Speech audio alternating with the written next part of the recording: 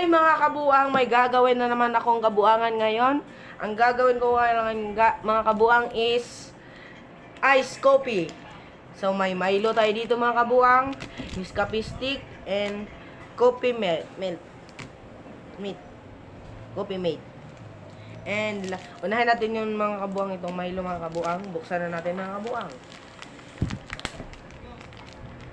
Yan. Lagay natin dito mga kabuang.